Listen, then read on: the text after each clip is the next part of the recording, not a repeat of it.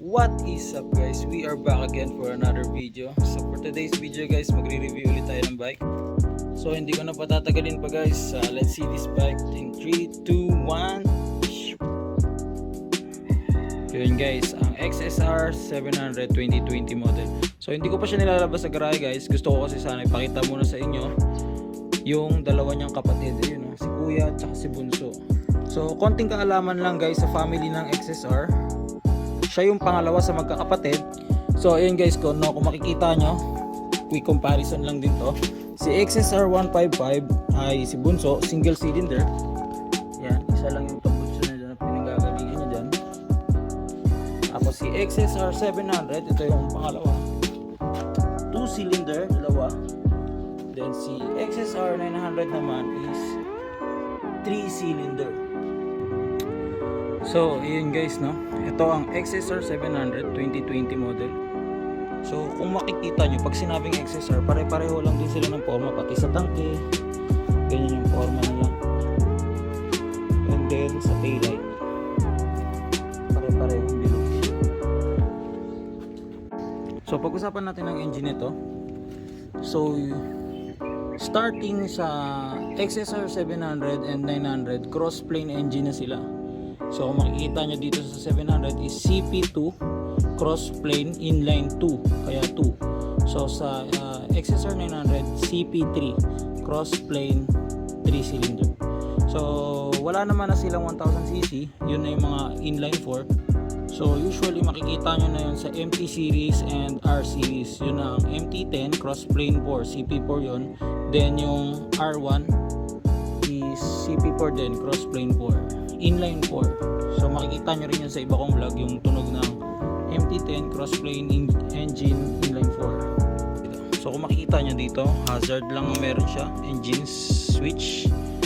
So pinalagyan nandito ng USB adapter. So high beam, low beam, bosina, tsaka signal light.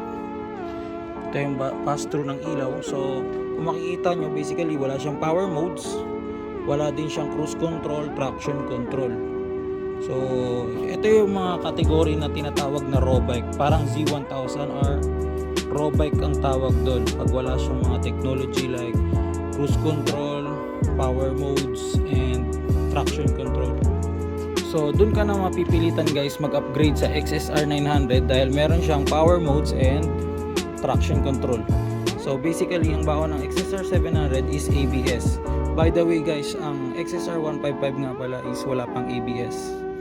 So, plus tayo dito sa XSR 700. So, yun guys, pakinggan natin ang engine sound ng inline 2 crossplane engine na naka-Akrapovic. Pakita ko muna sa inyo yung panel. Pag nag-start, ito, wala na palang gasolina. So, kung makikita lang, simple lang dito yung bar ng gasoline. Then, speed, gear.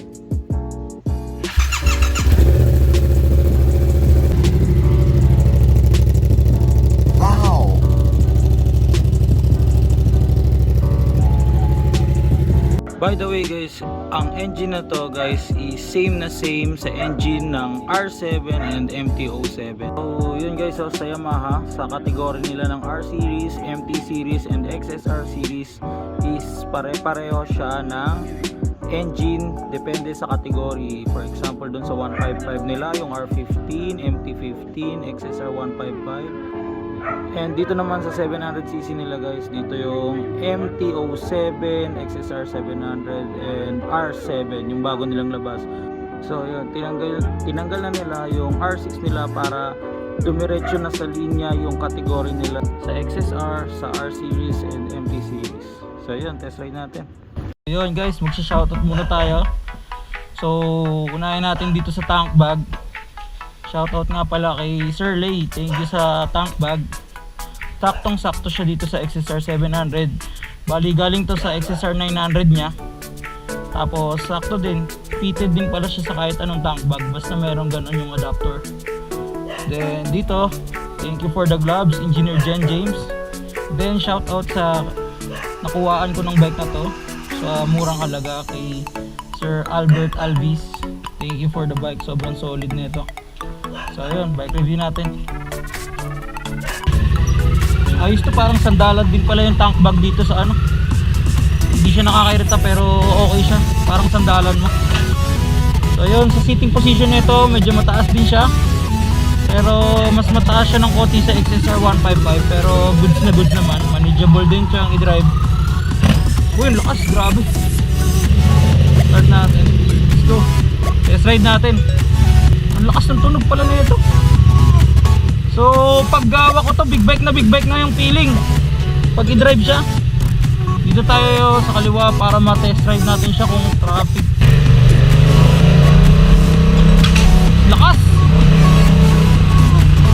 Lakas! Grabe! Oy, grabe! Nag-wheelie! Ang lakas!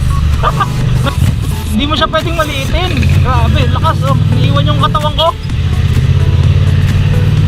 Alam mo yun guys, galing ako sa XSR 900. So ine-expect ko medyo matatamlayan ako, pero hindi. Okay din pala to. First time ko siya i-drive mula nung nakuha ko kay Sir Albert Alvin. Shout out sir. So usually lagi kong gamit pang pamasok sa office is yung XSR 900. Ito ang ganda pala ng tunog ng crossplane talaga na inline 2. Yung inline 3 kasi guys tunog inline 4 na pakinggan eh. Pero ito bago na naman sa tenga ko. Then yung feels niya pag i-drive, big bike guys. Mabigat. Parang alam mo yun, hindi naman siya yung sobrang bigat talaga. Parang sakto na yung bigat niya para hindi ka tangayin ng hangin. Solid na solid yung bike. Then hindi ko ina-expect na mag-wheelie rin siya. So by the way guys, kung gusto niyo ng big bike na legal sa expressway, then nandun na yung power, pwede to. Pwede rin siya sa daily use oh. Kasi ang gaan niyang i-drive. Ang gaan niyang i-drive, hindi siya yung parang alam mo na sobrang bigat ng bike, ang hirap iliko-liko, mga liter bike. Tapos ang ganda rin ng tunog. Hindi siya yung kagaya ng inline 2 na normal lang, parang tunog grader. Ito may something nakakaiba eh. Gawa nga ng crossplane engine siya na inline 2. Ayan oh, grabe. Iba talaga pag crossplane, may something kakaiba talaga sa kanya, may something special. Hindi ko may paliwanag, siguro iba tunog niya sa video, iba yung tunog niya sa personal. Parang may something na nagmumumog sa bike. Heavy traffic na talaga to eh. Oh, bira. Woo! Grabe! Woo! Grabe! Ah! Ah! Sarap talaga i-drive.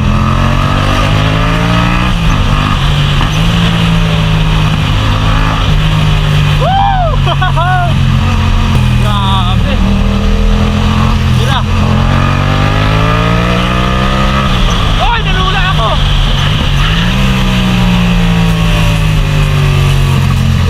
Nag-speed ako.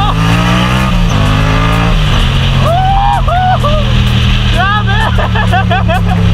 Buti na lang may ABS, di ba? Tayo kamote. Wow, sarap.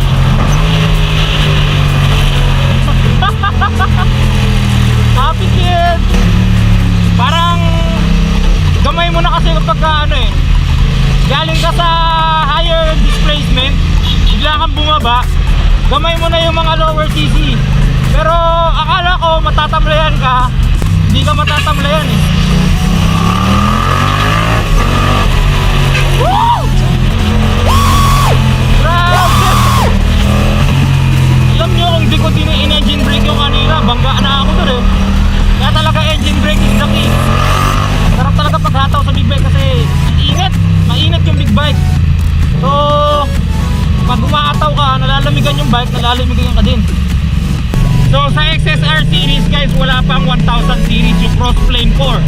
So ang meron lang is yung MT series, yung MT10. Then sa R series yung R1. Sa XSR hanggang 900 lang. So yun yung aabangan natin. Malay mo maglabas din si XSR ng 1000 crossplane 4 no? Napakalupit din nun. Pero sa tingin ko hindi na gawa nga ng ito, sa sariling opinion lang, malay mo maglabas din. Kasi cafe racer style to, hindi naman na niya kailangan ng ganong kalakas na power para mag-upgrade pa sa 1000cc crossplane engine. So actually ito nga lang 700 sapat na eh. So mas naging macho lang at saka naging bulky lang talaga sa XSR 900. Sa tingin ko ang pinagkaiba na lang noon is yung tuning kung sakali. Kung ang tuning ng R7 is pang duluhan and itong MT-07 and ang XSR 700 is naka-base sa torque and arangkada. So quick bite review lang tayo ng XSR 700. Maraming salamat po. Peace!